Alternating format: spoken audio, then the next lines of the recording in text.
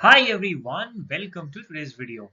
In the last video, we discussed कि mutual funds क्या है, कितने टाइप्स के म्यूचुअल फंड होते हैं।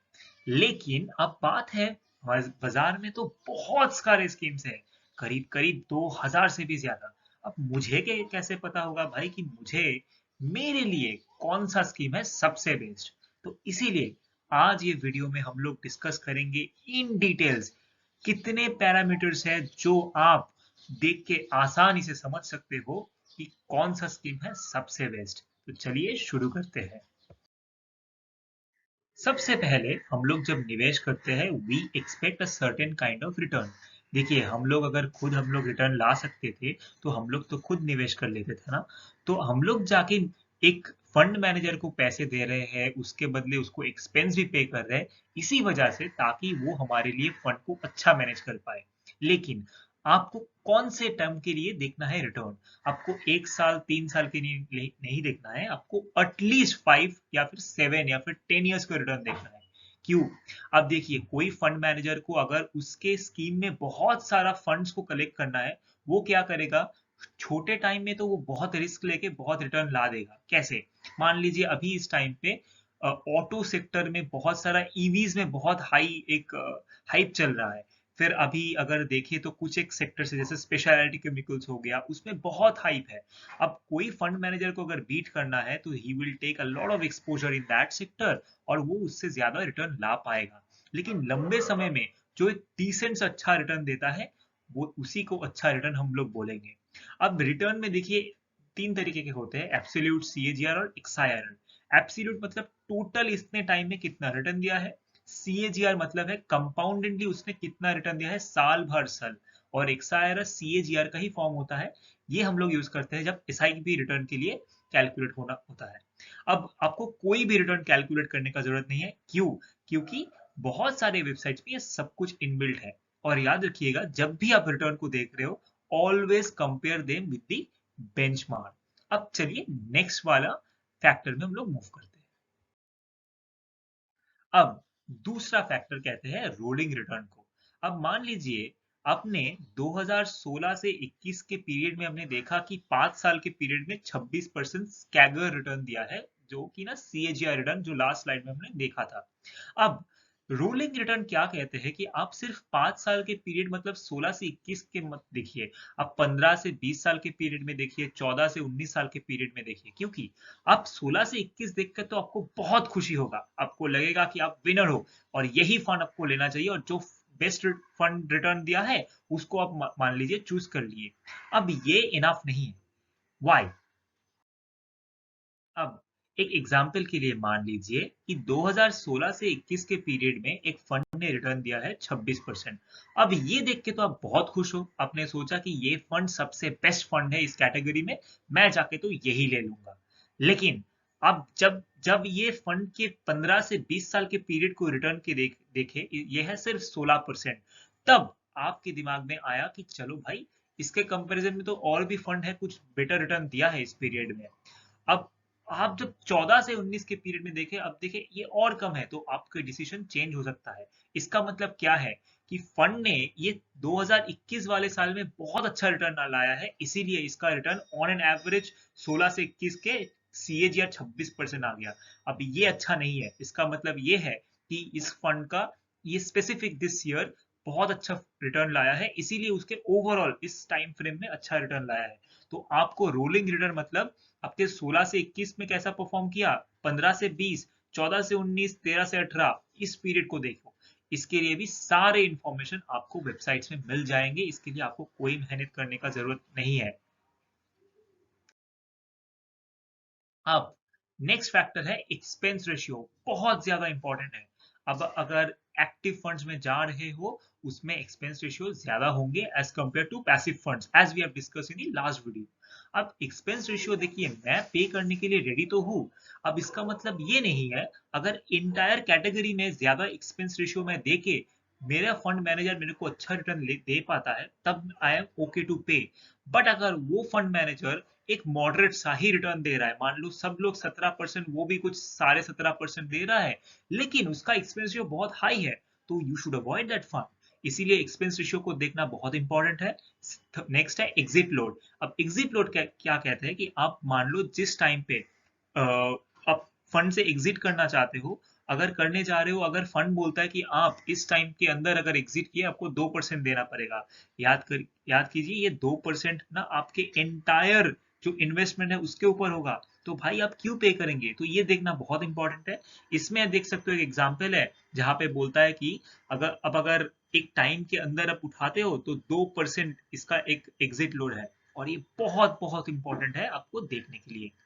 अब नेक्स्ट फैक्टर है बेंचमार्किंग को देखना। बेंचमार्किंग मतलब क्या? जब भी हम लोग म्यूचुअल फंड को देखेंगे, कंपेयर करेंगे वो कैसा परफॉर्म कर रहा है, इट इज इंपॉर्टेंट मैं इसको किसके अगेंस्ट परफॉर्म करूं। मतलब अब मान लो एक फंड मैनेजर है जो एक लार्ज कैप फंड चला रहा है, ठीक है? तो उसका तो होगा क्या, एक जो एरिया ऑफ बास्केट है इंडिया के टॉप 100 कंपनीज में से उसको ही हैव टू चूज। अब तो उसका कंपैरिजन किसके साथ होना चाहिए? निफ्टी 100 के साथ। तभी ना वो बोल पाएगा कि इसके अगेंस्ट मैंने कितना अच्छा परफॉर्म किया। तो बेंचमार्किंग इज इंपॉर्टेंट, और आपको देखना चाहिए कि लंबे समय में वो अपने बेंचमार्क को बीट कर पा रहा है या नहीं। अगर नहीं कर पा रहा है तो व्हाट इज द पॉइंट कि आप उसको ज्यादा एक्सपेंस रेशियो देके आप इन्वेस्ट करो उस फंड में। इससे तो ज्यादा बेटर है कि आप म्यूचुअल फंड कोई इंडेक्स फंड ले, है ना? अब नेक्स्ट इंपॉर्टेंट फैक्टर है, बहुत ही ज्यादा इंपॉर्टेंट, इसको वे कहते हैं turn over ratio. Turn over ratio का मतलब है कि एक साल में ऑन एन एवरेज एक फंड मैनेजर कितने स्टॉक को बेच देता है। अगर ये बहुत ज्यादा हुआ ना तो आपके इन्वेस्टमेंट बहुत जल्दी डिप्लीट हो सकते हैं और आपका एक्सपेंस भी बहुत बढ़ेगा। तो ये आप नहीं चाहते हो। इसका मतलब ये भी है कि एक फंड मैनेजर को उसके स्टॉक्स के ऊपर भरोसा ही नहीं है। तो ये क्या है, जितना कम होगा टर्नओवर रेशियो उतना अच्छा है। तो एक एग्जांपल अगर देखो तो इसमें टर्नओवर रेशियो है 18.94%। इसका क्या मतलब है कि 100 अगर कंपनीज है उसमें से करीब करीब 20 कंपनियां तो हर साल फंड मैनेजर बेच देता है। तो ये बहुत ज्यादा इंपॉर्टेंट है, आपको ये देखना चाहिए। अब अब हमने देख लिया है रिटर्न को कैसे देखना है, क्या क्या चीजें देखना है रिटर्न्स में। अब हम लोग देखेंगे कि वो एक जो एंटायर पोर्टफोलियो है ना उसके रिस्क को कैसे देखेंगे। देखिए सिंपल चीज है, हम हम लोग जाके इन्वेस्ट कर रहे हैं एक थ्रू एक फंड मैनेजर। तो हम चाहते हैं ना कि वो हमारे पैसे को अच्छे से मैनेज करे, ज्यादा रिस्क ना ले। अगर बहुत ज्यादा रिस्क लेगा तो हमारे लिए बहुत रिस्क बढ़ जाएगा, और रिटर्न वो एक साल में मेरे को ज्यादा दे देगा तो कोई फायदा नहीं है। तो हम लोग ने वो समझा है रोलिंग रिटर्न के कॉन्सेप्ट से। अब हम लोग देखेंगे रिस्क में क्या क्या देखना पड़ेगा। तो पहला चीज है बीटा। अब बीटा को क्या बोलते हैं कि बीटा बोलता है कि ये जो फंड है बेंचमार्क के अगेंस्ट क्या लेवल ऑफ रिस्क है। अगर इसका बीटा एक से ज्यादा है इसका मतलब है कि ये मार्केट से ज्यादा रिस्क लेता है। तो यूजुअली ये खराब चीज है। तो बेंचमार्क अगर बीटा हुआ तो वो बीटा बेंचमार्क से थोड़ा कम है तो बेटर है, तो मतलब लेस देन 1 है कोई फंड का तो वो अच्छा चीज है। अब दूसरा हम लोग देखेंगे स्टैंडर्ड डिविएशन। स्टैंडर्ड डिविएशन मतलब है कि ये फंड का ओवरऑल रिस्क लेवल क्या है। तो ये जितना कम है तो उतना अच्छा है, इतना अगर भी समझ लिया तो भी अच्छा है कि अगर सारे कैटेगरीज में और उसके बेंचमार्क के पीयर में अगर सबसे कम हुआ तो सबसे बेटर है वो। नेक्स्ट है शार्प रेशियो। ये शार्प रेशियो क्या है? ये सिंपल अगर बोले तो रिस्क 1% अगर फंड मैनेजर रिस्क लेता है इसके अगेंस्ट कितना ज्यादा रिटर्न ला पाता है कोई एक सिंपल एफडी के रिटर्न से। तो वो जितना अच्छा होगा उतना अच्छा है, इतना भी समझ लेंगे तो अच्छा है। नेक्स्ट पॉइंट है अल्फा। अल्फा का मतलब क्या है? ये भी होता है कि रिस्क लेके 1% का रिस्क लेके वो कितना ज्यादा रिटर्न ला पाता है। तो ये भी एक सिंपल तरीके से मैं बोलूं तो जितना हाई अगर होगा तो अच्छा है। अब जो नेक्स्ट फैक्टर आता है उसको कहते हैं सॉर्टिनो रेशियो। ये भी सिंपल तरीके से मैं बोलूं तो ये है रिस्क और जस्ट रिटर्न कितना अच्छा है एक फंड का।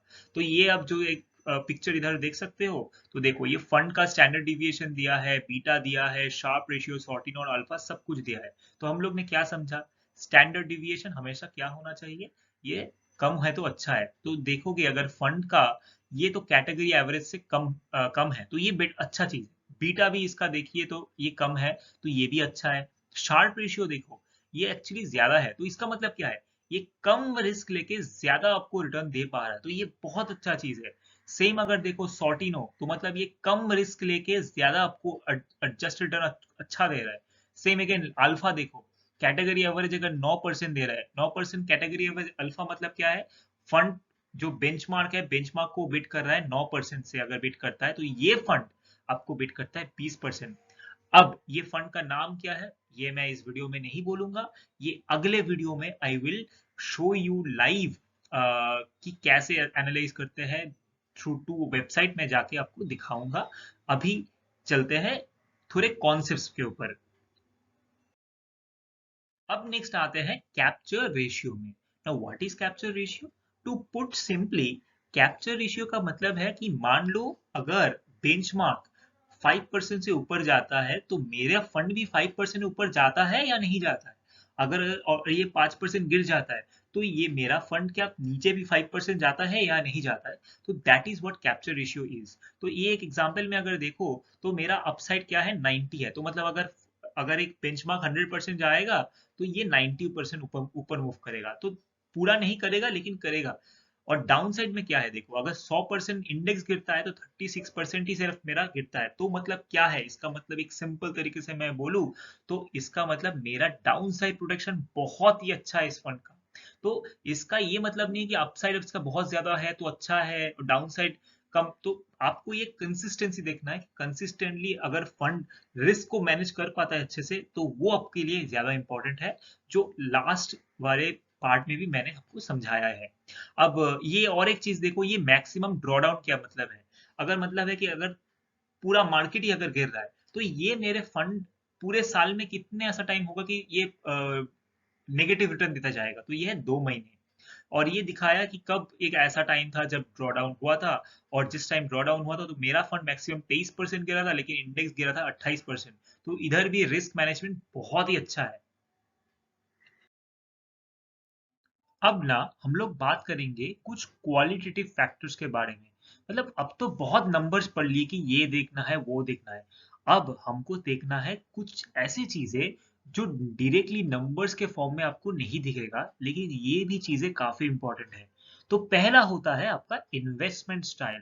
मतलब जो फंड मैनेजर है वो कैसे अपने फंड को मैनेज करता है। वो क्या लार्ज कैप ओरिएंटेड स्टॉक्स में ज्यादा इन्वेस्ट करता है, वो क्या वैल्यूज ढूंढता है कि कहाँ पे थोड़े अंडर वैल्यूड स्टॉक्स हो गया वहां पे मैं जाके इन्वेस्ट करूंगा, या फिर वो ऐसा है कि थोड़े रिस्क लेना चाहता है, थोड़े ग्रोथ वाले कंपनीज में इन्वेस्ट ज्यादा करना चाहता है। तो एक एग्जांपल जैसे देखो, ये इसको कहते हैं इक्विटी स्टाइल बॉक्स। अब इसमें अभी अगर देखोगे तो इसका जो एक एकदम राइट कॉर्नर में है, तो इसका मतलब क्या है, ये ग्रोथ ओरिएंटेड कंपनी है लेकिन ये सब बड़े बड़े कंपनीज में ज्यादा इन्वेस्ट करते हैं। तो ये बहुत इंपॉर्टेंट होता है। फंड साइज को देखिए, क्यों इंपॉर्टेंट है। देखिए यूजुअली तो फंड साइज इतना इंपॉर्टेंट नहीं है, क्योंकि अभी हमारे इंडस्ट्री जो इंटायर मार्केट है उधर एएमसी बिजनेस का अभी पोर्शन बहुत कम है, तो वो लोग तो ज्यादा लिटरली भी ले भी नहीं रहे।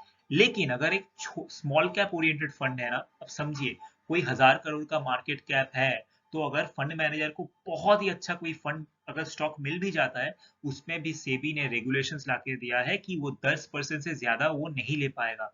तो कोई अगर छोटा फंड, छोटा एक स्मॉल कैप ओरिएंटेड फंड है, अगर उसका पोर्टफोलियो बहुत ज्यादा है, मतलब मान लीजिए 30,000 करोड़ 20,000 करोड़, तब अगर उसमें जाएगा तो वो क्या करेगा, एक अल्टीमेटली एक टाइम के बाद वो 15-20 स्टॉक में स्टिक नहीं करेगा, वो फिर बहुत बढ़ा देगा 30, 50, 60।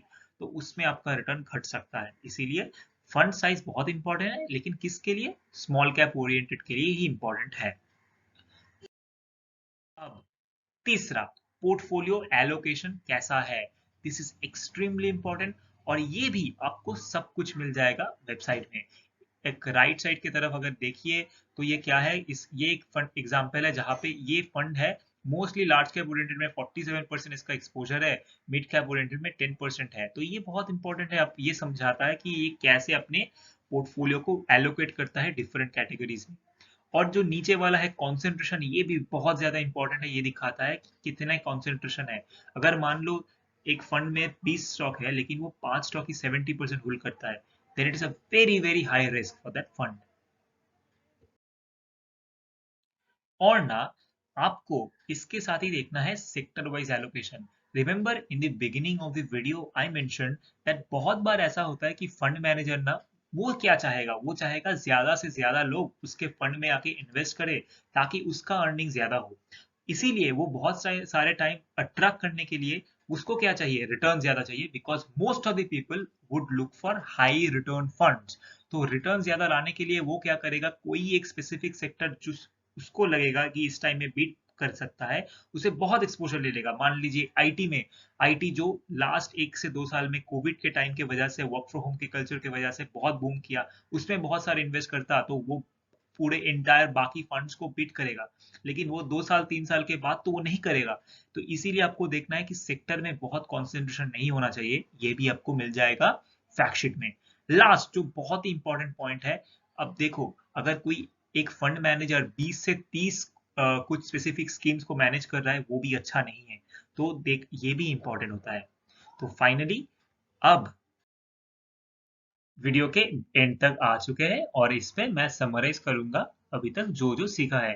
तो फर्स्ट वेरी इंपॉर्टेंट पॉइंट, आपको रिटर्न्स चेक करना है कि फंड का परफॉर्मेंस कैसा रहा है लंबे समय में, 5 to 7 years के पीरियड में, versus their benchmark and their category average. उसके एक्सपेंस रेशियो कम होने चाहिए, बेंचमार्क को चेक करना चाहिए, एग्जिट लोड कम होना चाहिए, पोर्टफोलियो का टर्नओवर जितना कम हो सके उतना अच्छा है, स्टैंडर्ड डिविएशन मतलब रिस्क कम होना है तो कम होना चाहिए, बीटा कम होना चाहिए, और रिस्क एडजस्टेड रिटर्न ज्यादा होना चाहिए, मतलब शार्प रेशियो ज्यादा होना चाहिए। तो यही अगर मान लीजिए आपके पास दो फंड है, एक फंड है जो आपको 20% रिटर्न देता है लेकिन उसका रिस्क बहुत हाई है, वहीं पे एक फंड है जिसका रिटर्न 18% है लेकिन उसका रिस्क लेवल बहुत ही मैनेजेबल है, तो दूसरा फंड विल बी बेटर। तो इतना सारा इंफॉर्मेशन कहाँ से मिलेगा हम लोग को? तो ये सारे इंफॉर्मेशन आपको मिल सकते हैं, बहुत सारे वेबसाइट्स अच्छे अच्छे हैं। पहला हो गया ईटी मनी, यहाँ पे आपके लिए सारे मेहनत, इतने सारे पैरामीटर्स को सब चेक करके आपको कैटेगरी वाइज रैंकिंग देते हैं। वो देख के भी आप लोग बहुत अच्छे से डिसाइड कर सकते हो। They really do a great job.